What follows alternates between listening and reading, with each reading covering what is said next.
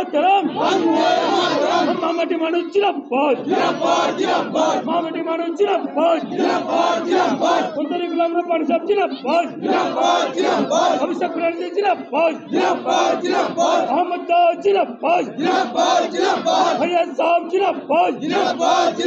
पहले आप लोगों का शुक्रिया अदा करता हूं न्यूज़ टुडे का, एनएसएफ का और हमारे एनबीटीवी का कि आप लोग आज यहां पर झारबाड़ी के सरजमीन में आए हैं और ज्वाइनिंग सभा को आप लोग संबोधित किए। आप लोग हमारे साथ हमारे ब्लॉक प्रेसिडेंट अहमद रजा हैं, यहाँ पर हमारे 9 नंबर जोन के वाइस प्रेसिडेंट जैनुल भाई, 8 नंबर जोन के वाइस प्रेसिडेंट फैयाज साहब, अतीक साहब, इल्मुल साहब यहाँ पर है, हमारे सीनियर लीडर इब्राहिम साहब है, अंचल प्रेसिडेंट मुख्तार साहब हैं यहाँ पर, हमारे खैर मोहम्मद भाई और पीछे मेरे जितने भी ग्राम पंचायत के मेंबर, पंचायत समिति के मेंबर और जो ज्वाइनिंग किए सभी को यहाँ पर मौजूद है।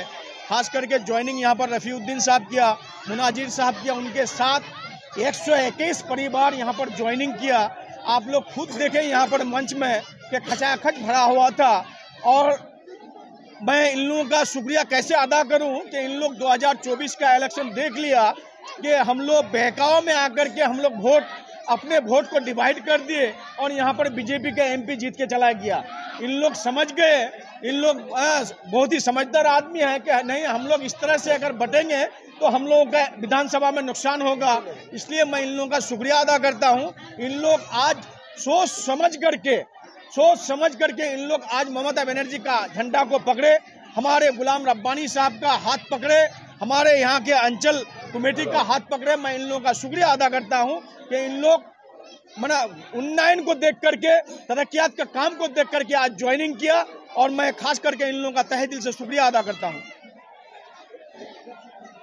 सर, आज आप लोगों ने यहाँ पे अनाउंस भी किया जो रोड काफी दिनों से खराब चल रहा था, रोड करीब में आप लोगों का जनसभा है। देखिए, मैं आपके चैनल के माध्यम से और हमारे यहाँ के एनएसएफ एनबीटीवी के माध्यम से मेरे ओपोजिशन वालों को मैं वार्ता देना चाहता हूँ कि अगर आप लोगों का कोई काम का ज़रूरत पड़े हमारे टीएमसी गवर्नमेंट के लिए तो आप लोग भी बताइएगा, आप लोगों का घर का रास्ता हम लोग कर देंगे। मैंने बोल के गया था यहाँ पर लोकसभा से पहले, हमारे मंत्री गुलाम रब्बानी साहब भी यहाँ पर झारबाड़ी चौक में आए थे, हमारे ब्लॉक प्रेसिडेंट अहमद रजा भी थे, हमारे फैयाज साहब भी थे, पूरा अंचल के नेता मेंबर सभी कोई थे। मैंने बोल के गया था कि विधानसभा से पहले इस रास्ता को हम लोग करेंगे और इंशाअल्लाह अल्लाह हम लोगों का बात सुने और हमारे गवर्नमेंट, हमारे ऑनरेबल चीफ मिनिस्टर ममता दीदी हम लोगों का बात सुने, मंत्री साहब हम लोगों का प्रपोजल दीदी के पास भेजे।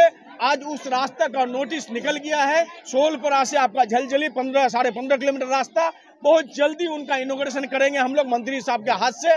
ग्वालपुर जीपी, लोधन जीपी, आपका क्या बोलते हैं शाहपुर 2 जीपी, आपका शाहपुर 1 जीपी, आपका गुआगांव 2 जीपी, सब मिला करके हम लोग एक साथ इनॉग्रेशन करेंगे। ये हमारे नए साल का उपहार है। और हमारे ओपोजिशन वाले जो बोलते हैं यहाँ पर कि इन लोग कुछ काम नहीं करते हैं, मैं उनसे सवाल करता हूँ कि आप लोग भी जाकर सवाल कीजिए। तो आप लोगों का एनबीटीवी सवाल किए थे हमारे कुछ बीजेपी के नेता से, तो वो बोलते हैं कि राज्य सरकार का काम है और सेंट्रल सरकार का काम नहीं है। तो अब पता नहीं इन लोग हम लोगों को बोलते हैं कि हम लोग गुमराही में आदमी को रखते हैं, हम लोग अंधेरे में आदमी को रखते हैं। अरे भाई, जब हम लोग कांग्रेस करते थे तो प्रिय रंजन दास मुंशी यहाँ के एमपी थे और यहाँ के स्टेट सरकार हमारे बुद्धदेव बाबू चीफ मिनिस्टर थे। उस वक्त हम लोग कांग्रेस में रह करके दास मुंशी के हाथ से घर घर इलेक्ट्रिक करवाए थे।